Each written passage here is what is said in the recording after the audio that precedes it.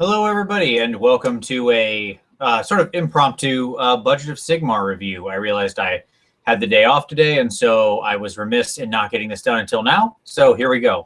I am wearing my glasses. I apologize for the reflection. It will only be momentarily because we're going to go right over to the screen, and we're going to review everyone's work. By this point, if you're watching this, you probably know what the Budget of Sigmar is, but just in case, the Budget of Sigmar is our community project. It was, of course, based on the old Tale of Painters, but it's the community project as part of the PmP, Painters Motivating Painters, Google Plus community. And we are going to, over a 6-month span, you have to build an army consisting of at least 30 models, totaling to 100 wounds at least. And you can only spend $50 US every month, and there's various conversions for the other currencies. So January is month 4. We are currently well into month 5. So we are coming down to crunch time. If for sure we are getting into the home stretch of this. So let's take a look at how the community did this month. There was a lot of great stuff this month. I'm pretty excited to share it with you. So let's take a look. So I'm just going to share my screen here. We'll share up. Okay, sorry. Momentary lapse of technology. There we go. There it is. And there's the right one. Okay. Sorry, other miniatures projects. All right, so let's start out right at the beginning. Now, the first one is my own, and I will admit I may have started working on these at the end of the year when I had some time off. But it was 5 Chaos Knights, which I picked up on the cheap. These were, I think, 14 bucks, so certainly a good deal. These are for my Faceless of Tzeentch. I like how they came out. This is also one of the first times I used my new little fun photo booth that I got for Christmas, so that was very exciting. They're fun. I love these Chaos Knights. I have like 15 Chaos Knights in this force, which is probably more Chaos Knights than any person could ever use or need. I think they look good. I like how they came out. Looking at them, I wish I had blended the steel just a little bit better, but I think it looks okay. Like somewhere in, like some of the steel doesn't quite, the transitions aren't quite as smooth as I would like. That being said, I'm certainly very happy with them, and the Budget of Sigmar is certainly coming along very well for the Faceless of Tzeentch. I will admit I'm just chomping at the bit to finish this army because I'm pretty excited about it. So, yeah, there we go. All right, let's go to Stu. So Stu has his new pledge here, which was a box of Blood Warriors as well as a Lord he'll be converting into a standard bearer. So yeah, and I'm pretty sure we're going to see these later in the month. So pretty simple, nice pledge. Certainly a good buy for the month there. All right, moving on. So James Wilson with his unit of Chaos Warriors and his Chaos Lord on Demonic Mount that he converted into a BSB on a mount. Apparently a lot of Chaos Lords are getting downgraded. They're all getting downgraded to BSB status. Unfortunate. Chaos. It's rough times in Chaos, I guess. Okay. So let's take a look. Yeah, this is very nice work. He's going for kind of the Iron Warriors theme, very silver and gold, and then with red being really the only actual, sort of traditional color. And I will say I actually quite like them. It's very stark. Yeah, I think if I was going to say anything, James, it would be I would push the contrast on your steel even more. It feels a little flat, like when I look at the shield. It's kind of very uniform in color. Same with this guy here in this area. I feel like this, you could push this just a little more, and I would feel pretty good about it. But overall, it's really a great looking army, and I think it's going to be an awesome force for this. Okay, moving up to Paul Conti. He says he hasn't been good about finishing things in proper order of what was purchased, and he's way behind. Uh-oh, Paul. Come on, buddy. Oh, that's a tiny picture. It's a little itty-bitty picture, and I have no zoom in. I'm sorry, I can't get any bigger on that. That is as big as it gets, so we will have to look at Paul's army from afar. But I think it's coming along nice, Paul. Here's my advice to you, Paul, for if you're getting sort of, down in the dumps about the army or you don't know what you want to do. Because I ran into the same thing with my Beastmen. And it has to do with sort of the recent printing of the Chaos book and stuff like that. Because of the way the factions are divided up now, I don't think you need to think about your army in just this way. So if you've kind of painted, you know, what you like for Khorne in this particular Bloodbound or whatever, but you can't find other models to excite yourself, just go find something from other places in Chaos, be it from the generic Chaos forces or from an allied god. You know, basically as long as you don't pick Slaanesh, you're fine. The Chaos gods will work together. And I think you could really get something there. You know, pick some monsters or get in some Khorne beastmen or, you know, whatever. Bring in some crazy blood-obsessed Khorne Skaven rat ogres. Like there's lots of good ways to go with it, and it would all still fit very much in theme. I think you can be very narrative with it and have a good time. Okay. I did finish the next guy here pretty fast. So this is my Slaughterbrute. And I do love this model. I really do. I'm not even lying. This is just, I couldn't wait to paint this guy, him and the Mutilith Vortex Beast, which I finished in sometime. I think also in this month, but not part of Budget of Sigmar. There's something about this model. I don't care that he's high-fiving you. He just wants to say, what's up? High five, bro. And I really played with a lot of different things on this guy. I do like the way he's sort of punching the ice and cracking it. I think that's rather fun. But I love this model, and I am very pleased with how this guy came out. The one thing that I learned on him is I didn't feel like I had enough detail on the little bumps and ridges and stuff on him after looking at him. And so when I did the Mutilith Vortex Beast, I did an intermediate sort of dry brushing step as an undershading, and it really picked out a lot of these things for then the later layers and glazes and additional airbrushing.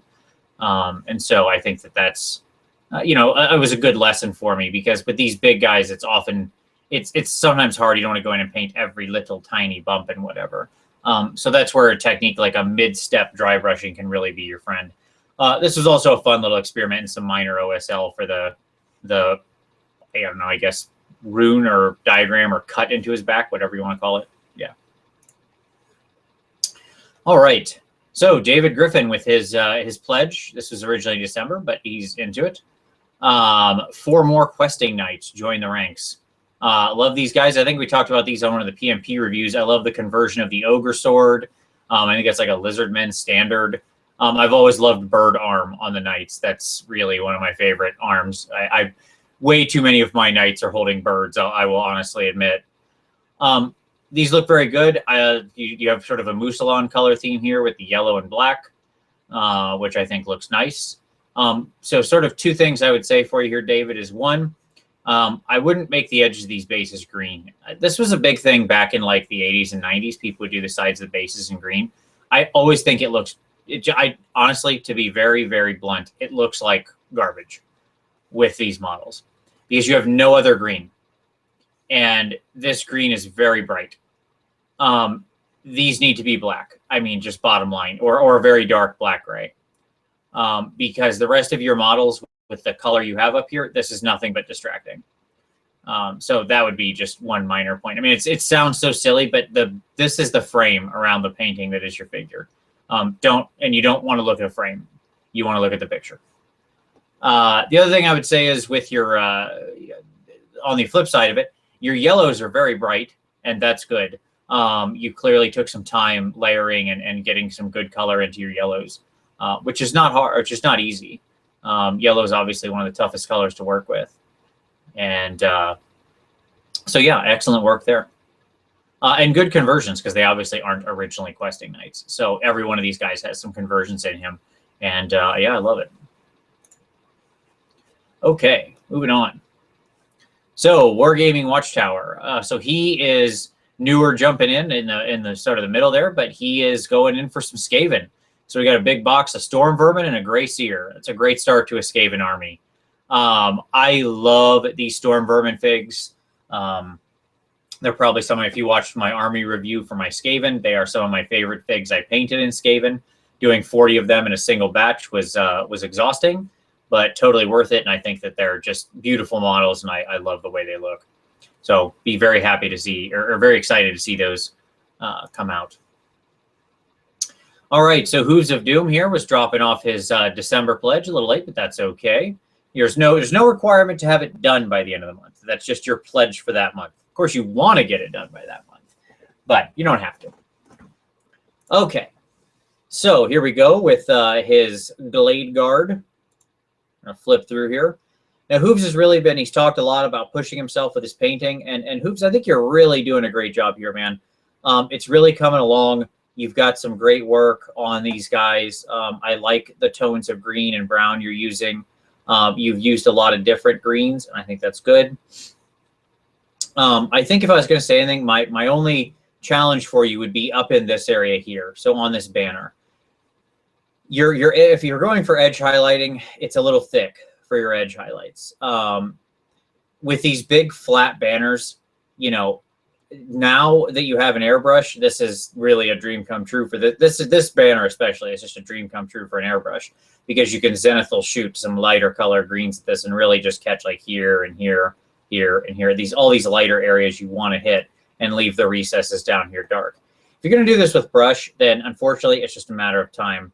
What I would tell you to do with this is actually take like a deep bone color, like an ivory, sort of something very warm white, thin it down to maybe like something slightly thinner than a layer, but not necessarily a glaze because you don't need to be doing 80 coats of it.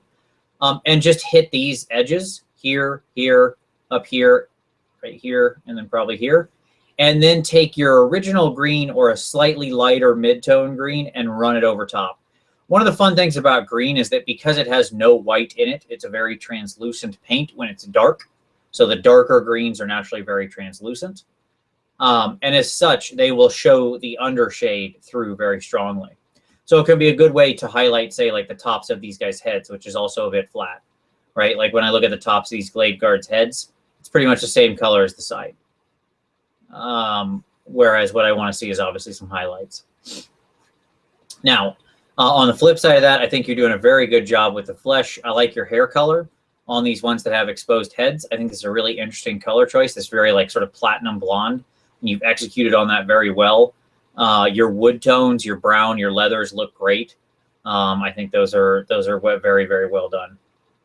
So yeah, this is a great looking little force. And he also has his Way Watcher Lord in here, who again, yeah, this guy looks, you did a great job on this guy. I like the skin tone. I like your color choice. It's a fun model. It really is. I love his like leaves on his back. He's very camo, and you did a good job here of picking these out in this different green. It's obviously very reminiscent of the trees you have around. So you know he's going to really match in. That's perfect. He will perfectly match the terrain he's hiding out in, ready to shoot some people. Look forward to seeing that army come together. Okay. All right, so let's move on to Matt. And Matt, I'm not even going to say your last name this month, so I don't screw it up. So this month he's got 2 boxes of Chaos Warriors and a little Ogre body that's going to be for a future project. So 2 big boxes of Chaos Warriors. That's a great commitment. A lot of Chaos Warriors there. I'll be happy to see how those come out, Matt, and how he's going to go. I assume, given everything else Matt has done, they're going to become Nurgle, and so hence I won't like them. No, I love Matt's paint job. He's done a great job. And here's a great example. Right here we go. So these are Matt's Blight Kings that were his December pledge finished up, and these are great. I mean, they're gross, and I hate all things Nurgle, but execution skill of quality of paint job here was very high. What do I love about these guys? Quite a bit, actually. His skin tone is very mottled, yet it still has a lot of different tonality to it. He has some lighter colors. If you look around the edge of these sort of warts and pustules and boils, he's got nice darker shades that are sort of into the purple and brown and green spectrum, which is exactly what I want, while having some nice red tones also mixed in. Nurgle skin is really an example. It's really just a chance to bust out some washes and glazes and go crazy with different tones. And he's done well here. And he's carried that throughout. Like when we look at this guy's shield, this is just fantastic. I love the wood tone. I love all the copper, the way he's tinted all of the copper this green. So you've got the darker brown tones in here in the pock marks on the metal. He also has these green tones in here while still having some highlights and things spread around too, like when we look at the edge here of that sort of halberd-like weapon. And that's great. Every one of these guys is an own unique little character, really. You know, these are one of the great things about the Blight Kings is that they are these very characterful individual models, and I think that Matt's done a great job here of making them look very alive. I also got to give props to his continued basing. I love that he not only has the rocks, but he turns them green to carry the color scheme throughout, right? And he uses his red as his minor color here with like internal organs and guts and blood. And he uses it in a minor way, but it's a perfect contrast to the green. Like if we took away this red, you would notice it. Even if you weren't conscious of it, you would feel like something's missing and these guys would feel flatter. And he's recognized that they need that contrast color and used it sparingly, but in balance. Great job, Matt. Okay. So my final thing for the month, I had a little bit of money left, so I did some dogs. These are some conversions from like wolves and other weird parts, and then mixed in with like 5 regular warhounds that I had sitting around. So nothing exciting here. I will be completely honest. These guys were awful to paint. They were so boring. These dogs are like the least interesting figures, especially the regular warhounds. These guys. I mean, they're fine. I think they came out okay, but boy, oh boy, are they some pretty boring models. But I like how they look, and hey, now I've got Chaos Warhound, so there you go. Don't have to paint them again. All right. So James picking up his Malignant box, which he got on a square deal for about $48, which, man, that is an awesome Budget of Sigmar pledge. Look at that, 5 Hex Race, some Spirit Hosts, and a Coven Throne or a Mortis Engine. I'm sure he'll do it as the Mortis Engine probably, which makes me sad because, as we all know, the Coven Throne is the right way to choose. But that's okay. All right. Will, creative name to stand out with his Budget of Sigmar submission for Fatty McFatFat, which, yes, that is obviously his name. That is exactly correct. I do truly hate this model. It's the only model out of the starter box I never painted and just kind of threw on the shelf and was like, well, I'm done with that. And it's not just because he's like, I have no problem with him being a pudgy figure. I just think he doesn't look very good as a model. I don't like his weird sword hand, and I don't like the whips and whatever. I just don't like him. But hey, Will has done a good job with him here. I very much like the way he's done the skin tone, and he's got a nice bright red there in between the metal. Will's also chosen some very nice colors on the base for the little flower stuff to work into his flock. I think my only thing here, Will, is what's with this tiny purple plant. Honestly, it just looks so weird. And this is one of those things that really bothers me with the model. I hate that a lot of models now have these little weird vine plants in them. And the problem with them is if there's no other color that makes sense with it on the figure, then you just get some random color thrown around here, purple or green. My piece of advice for all figures like this, and there's a bunch that have this little weird vine or something like that sticking out under a rock that somebody's got 1 foot on, because Captain Morgan started sponsoring Games Workshop sometime in the middle of last year. Just cut this thing off. Just get rid of it. It does not need to be there. This is nothing but trouble. So yeah, get rid of that thing.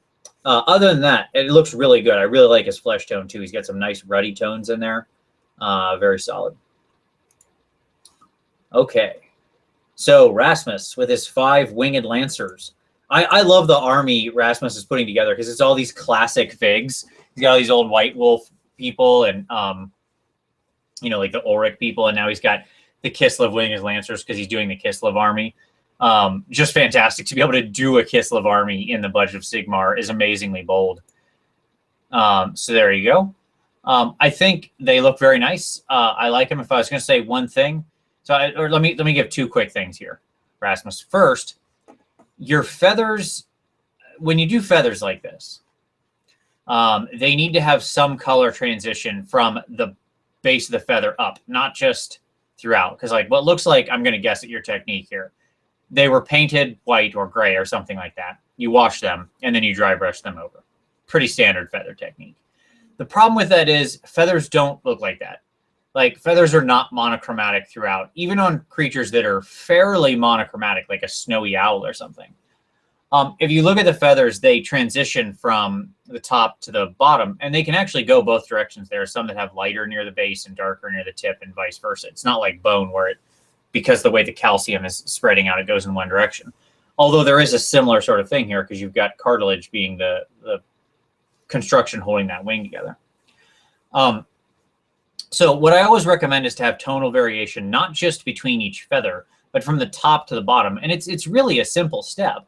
When you do your basic wash, just do another one, but only do it through, like, say, half, right? Because if you're going to dry brush over or something, you're going to smooth the transition line. So there's probably a hobby cheating video in this in the future, but I'll have to find a fig that actually has the feathers to use. But that would be my piece of advice there. Now, I do love that you've made your horses all different colors. I have a big thing about this when it comes to like non-chaos horses. Chaos horses are probably all black just because they're chaos horses. But beyond that, whenever you're doing like Bretonnian horses or Empire horses, I like them to be varied colors because one would assume they have a variety of horses and they're not all bred by their demonic overlords to subjugate the weak or something, you know. So, and you've done a great job with that here. It's kind of spreading them out, lots of different nice tones in the horses, and you're changing their manes and stuff like that. I love it. It makes the unit look much more alive. And then my final note would be when you're going to do snow like this, unless somebody literally dropped snowballs on the ground, the snow should be kind of spread out. So, and an easy way to do this is once you put your snow on the base, just take a brush and dry brush. Literally dip into the snow and dry brush out. Okay, just push the snow out. You've got a rocky base, like you've got grit. It will tear over the grit and you will get a dry brush-like effect. Okay? So that is my advice with that one. But yeah, looking forward to this. Can't wait to see your army all done there, Rasmus. The Kislev force is going to make my heart swell with Kislevian pride, I'm sure. All right. So, Drunken Deer with his Budget of Sigmar pledge, which is a lot of trolls. Oh my goodness, so many trolls. And a giant. I think this month his actual submission was the trolls. I think he was just talking about the giant. But if I'm wrong, Drunken, please correct me. But the trolls look great. Very classic color scheme for these trolls with the blue and the fleshy underbellies. I think they look good. I like the dark. He has like very, very dark, nice recesses with some good highlighted scales. That looks nice. Obviously, I want to see some more with the base, but it doesn't look like the bases are done. So I don't know if maybe you were just kind of in mid-process with that, which is probably the case. And I am totally jelly of your Bert, Tom, and Bill, of your Lord of the Rings Hobbit trolls. I've always loved those guys. I just think they're so weird looking. They look like weird little melting clay men, and I don't mean that in a bad way. I think that's just unique. I don't know of any of the figs that look exactly like them. And I think they're pretty sweet. So yeah, that's heck of a lot of trolls. He's also got the Pukey River trolls or whatever in the box in the background. So that is a whole lot of trolls. Frightening to face for sure. Okay. I think this is actually Stu's from last month, but somehow it disappeared. So we'll just take a quick look because I'm not sure if they didn't get reviewed in the last month, but he has his standard bearer, which looks fantastic. I love the head swap. So my one note here, Stu, would be like you turn the helm red and this red, and then everything down here is black. So I get it. I get what you're going for. But here's my issue. I don't mind the mix of the color scheme. I'm not saying like, oh, it's all got to be red or something. But if I was going to do this, you need some red down here. It's too much black. Like the fig is too split.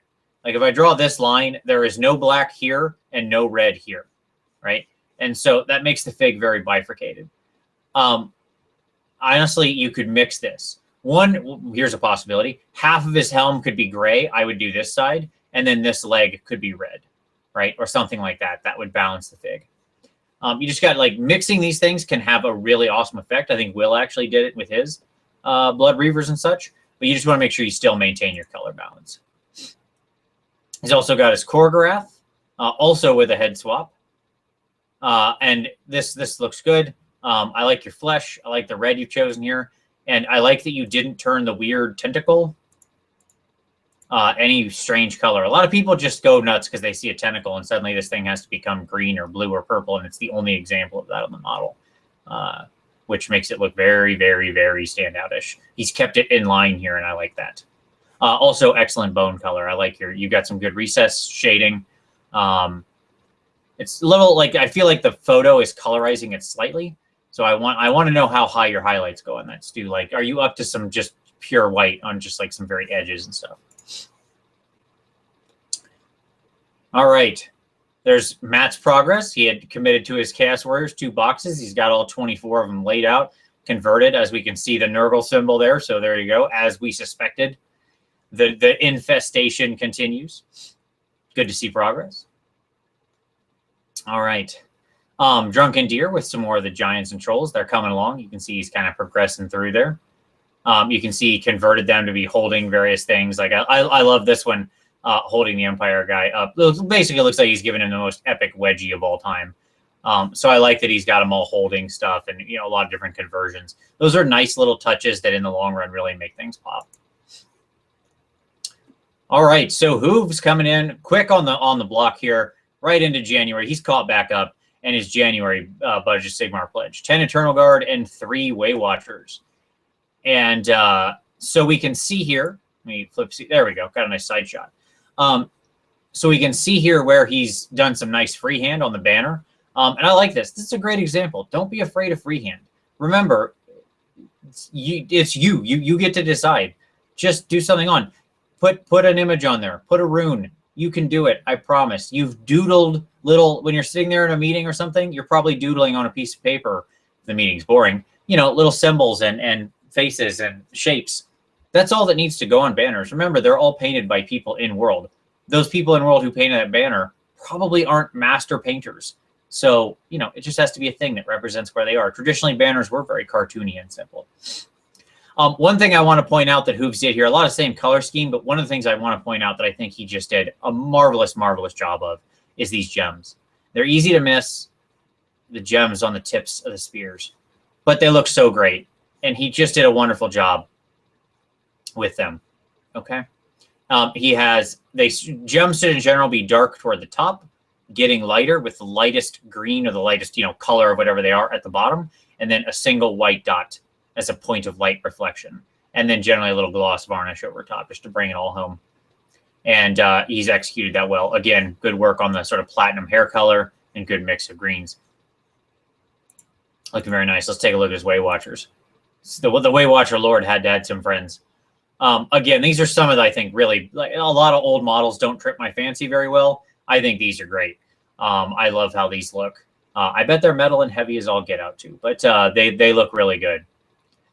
One small note, Hooves, and you'll have to tell me, I feel like there's a little bit of more reflection here than I would want. Like, look how shiny this green is here and here. Like, a lot of the leather is reflecting. So is this post varnish? If it is, you're using too shiny of a varnish. You need to get this down to like an anti-shine matte varnish to make sure that you don't have any of this reflection. These guys are very earthy. They're rolling around in nature all the time. They're hiding in trees. No part of what they're wearing should reflect, right? These should be as earth and matte toned as anything. So, just a thought. Scott R. with a catch-up of what he's done so far. Let's just take a look. Actually, let's take a look at what he did this month first, which were his witch elves. And what did I do here? I'm sorry. 10 handmaidens for the Budget of Sigmar this month. There we go. Okay, sorry. That's what it was. His handmaiden, not his witch elves.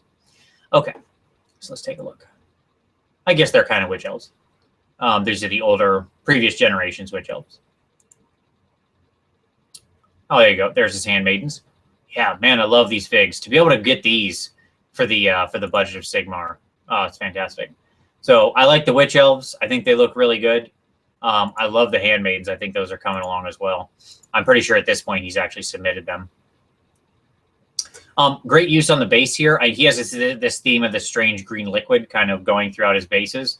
And I like, even on this small base, look what he's done. He's got the weird green sort of radioactive liquid. He's got a rock. He's got some bush, and then some little shrubbery thing. That's great.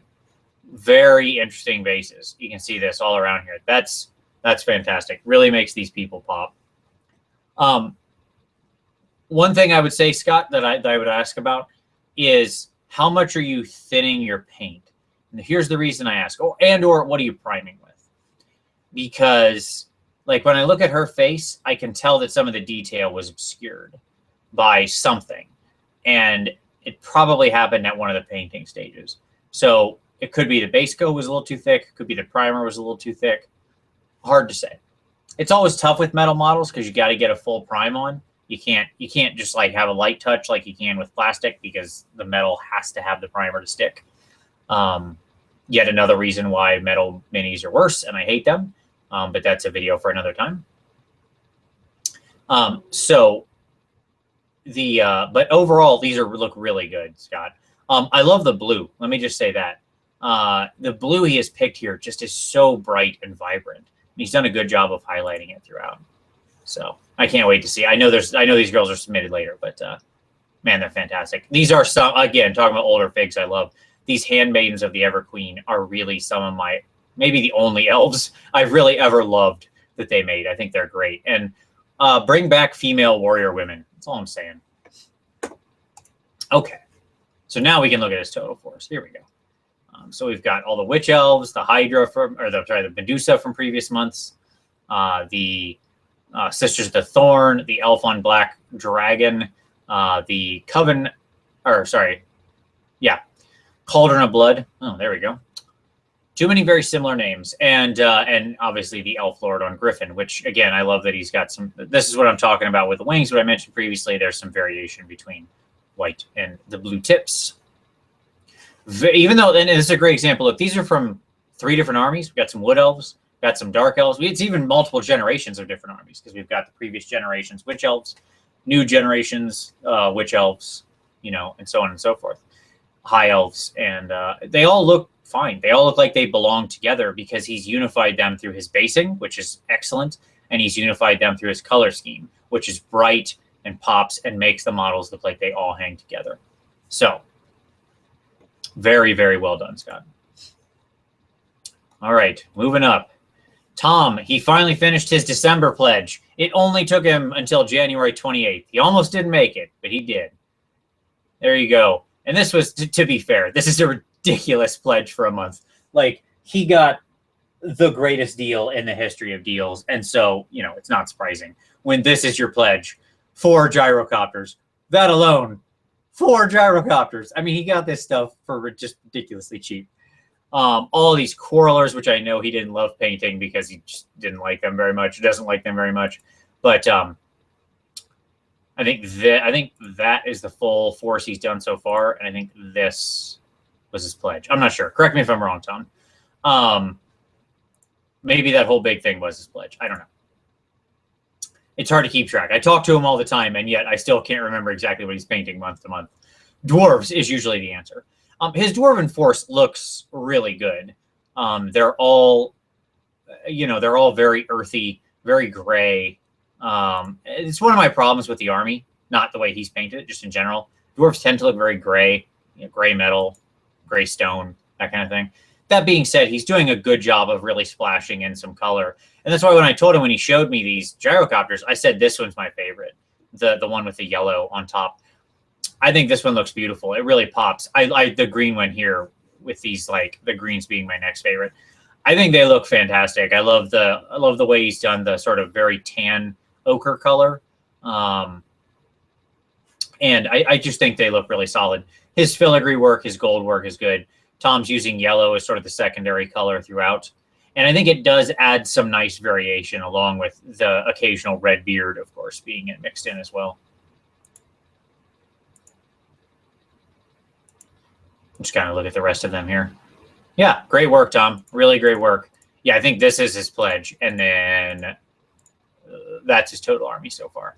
So he's really coming along, or at least of now. He's got even way more now. But really, really coming along, Tom.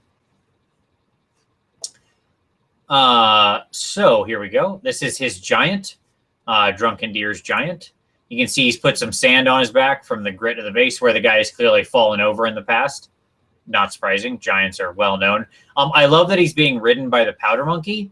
It's a very small note, but it's pretty fantastic. I love that he's going to hit somebody with an anchor. That's also very fun. He's done a lot of nice little conversions here. The powder monkey is one of my favorite little things, one of the little extra bits they've ever included in. I just think it's hilarious. Somewhere in my crazy brain is the idea to collect like a bunch of powder monkeys and then make a unit of something out of them. I don't know what that is, but I love any use of a powder monkey. Okay, so looking very good. Stu Gibson, coming to the end of the month. We are getting there. All right, Stu finished his Blood Warriors. So there we go. All 10 of them done. His pledge at the beginning of the month and done. He followed a similar theme here with the red helm and the black. And you know what? Maybe you can just ignore what I said. Maybe it will work on the whole. I don't know. I guess I'd have to see it all. I like a little more mix, but I get it. I get what you're going for. And, you know, you're executing on it very well.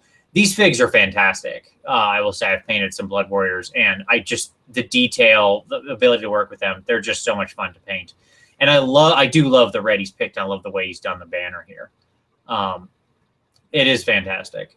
I guess my only ask of you, Stu, would be on these bases to see like maybe a little something. You got some rocks and stuff poking out, but I wouldn't mind some stunted shrubbery, maybe like some black, you know, tufts or brown like dead grass tufts kind of poking through the snow.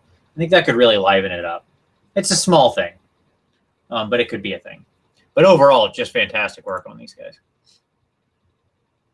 Yeah, those guys look very menacing. All right. So Victor with an update on where he is so far with the Budget of Sigmar force. He is now much farther than this. Victor's force is obviously just, you know, that's just stunning and beautiful. You know, I have no critiques for Victor. He's a very masterful painter. And this force is just truly amazing. It's so eye-catching. It's so unique. I love the use of the edge color of that pastel green as the primary color in his army. It was a stroke of genius to grab that and go to town with it. I don't know that I've ever seen anybody use any of those other pastel colors like this as their main army outside of maybe like demons. And probably in that case, even only like Slaanesh and Tzeentch. I think it was a bold move, and I think it's really worked out well for him. Beautiful, beautiful work, Victor. This is just going to be a masterpiece army by the time we're all done. All right. Stu with his other one, if you remember, he also had the BSB, his converted Chaos Lord. And again, here we go. Love it. Great conversion. Good head swap. Keep it in the Khorne theme.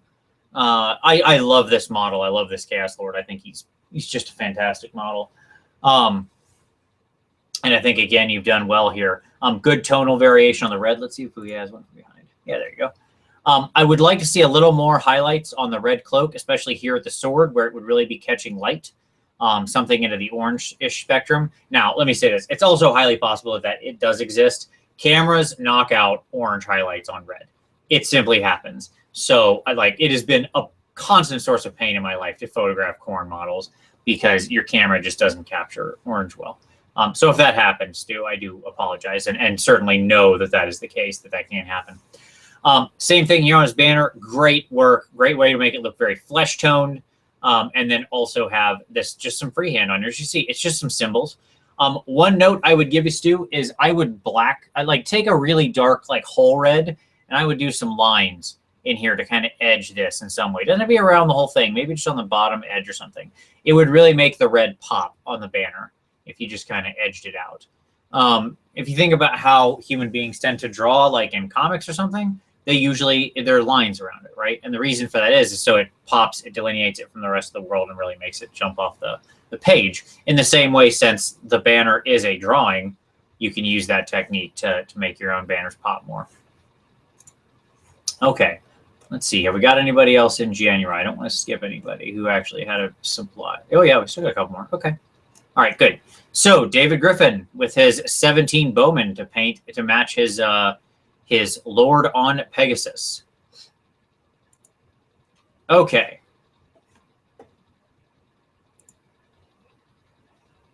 Yeah, there. So you can see the Lord on Peg, and then we can see these guys. Man, they look great. I love the red and white, so bright. I love his use of it's good use of the decals here on the guy with the standard. I love the occasional head swaps. Like he's got one of the knight helms here in there. That's one of the non helmeted knight heads on this guy right here, the musician. Makes these guys stand out, look slightly more special. You know, they're commanders in the unit. Why not? They can be a little more special. You've got some good tonal variation here on the red. Yeah, I just think this is a really fun unit. And I love the color scheme. Let's take a look at them next to the Lord on Peg. Yeah, there you go. I mean, look how well those fit in. Those guys are clearly the servants of this guy. That's great. Very exciting. Okay. So I think we got one more, which is Jace, who has his ogres. This was actually his December pledge. Took a little longer, but that's okay. All right. So what have we got? We got some big ogres. We got an Iron Blaster. There you go. I assume some of these guys over here are still in process, so we're looking at the left stuff. So it looks like we've got a Slaughtermaster, a couple Mournfang, some Iron Guts, and a cannon. Yeah, looks great. I like his interesting little unit holder there of the cobblestone base. I think that's very fun. I think all in all, these guys look really nice. These are good solid ogre boys. Here we go. I guess if I was going to offer one piece of advice, I'd like to see a little more tonal variation on the metal, like their helms and their arms. You know, this steel, it's really quite flat. You know, I can see you've got some other washes here in like the browns and such. So I'd love to just, even if it's just a wash and then like a slight highlight quickly, that kind of stuff I think could really take you up to the next level and make that stuff really pop. Same with the wood back here on the back of the Iron Blaster. Feels a little flat. Wood is one of those things that contains a huge amount of tonal variation. And so it's really the kind of thing you need to you can do with a lot of washes. Okay. It doesn't really take more than that. So there we go. And I think, yes, that brings us to the end of the month. Next up is February. So there we go. Let's go ahead and share up. All right. Welcome back. Okay, so that was the review of January's figs. A lot of great work, you know, and it's interesting because we had a couple people drop out because it gets tough. This is a marathon. This isn't a sprint. 6 months, getting the figs every month, painting the figs every month. It's tough, and I understand because there's been a lot of life. There's life that gets in the way, and it can be a real challenge. But I hope everybody, even if you don't get all the way through, I hope everybody who does manage to finish their army. But for those people who are still there, still fighting the good fight, and there's a lot because I see them still being submitted this month, I am excited. Halfway through February, you know, we got a month and a half left of this 6-month project. We have now exactly rounded third, right? So to keep that baseball analogy going, we are in the last quarter of the of this 6-month process. And to watch how everything's coming along has been fantastic. So thank you all who have submitted, who are sticking with it, who are going to have a nice big force for the Budget of Sigmar. I love everything I'm seeing. Everybody's work is fantastic. It's fun to watch all the growth. It's fun to watch these armies get built. And it helps to fight the scourge of gray plastic, which, as we all know, is my singular mission in life, to end the terrible, terrible disease that afflicts so many miniatures of being only gray plastic. But that's it. That is the review for this month. I'm going to do another video as part of a topic of the week on the Budget of Sigmar, probably late in the month, just because I want to talk about right before we move into the final month, how we're doing and things like that.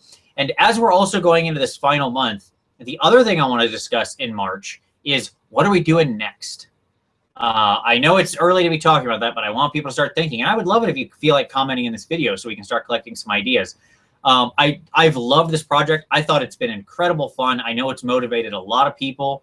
And so what would you like to do as the next Budget of Sigmar project? So this one will run from April to September or something. If we did another 6 months, it doesn't necessarily have to be. So that would be a question. How long should it be? What should we do? Should it be another army? Should we, because right now we kind of had either basically, you know, it's the Budget of Sigmar. So it's kind of the idea of being an Age of Sigmar army. We could do other games. We could do a shorter one for a skirmish game. You have to build like a crew and put some figs on that. That could include like War Machine or Malifaux or Mordheim or anything like that. So there's a lot of options out there of what we could do, and I want to hear your opinions as to what you want the next community project like that to be. We will probably return to another big army building one, no matter what, at some point in the future. I'm just not sure we want to jump right back on that bandwagon immediately, because people who are participating get all the way to the end. It can be a little hard to go, well, I'm done with that one, immediately start on the next army. So I think it might be fun if we could have a smaller project in the middle, kind of a little palette cleanser, and I really want your feedback as to what we should do. Okay, so look forward to your comments. Look forward, of course, to the continued great submissions. And as we come into the last quarter of this, man, it's just I can't wait to see what all these armies look like. I know I'm like just chomping at the bit to finish mine. And I'm sure there's a lot of other people in the same position. So thank you all for watching. Very much appreciated. And as always, we'll see you next time.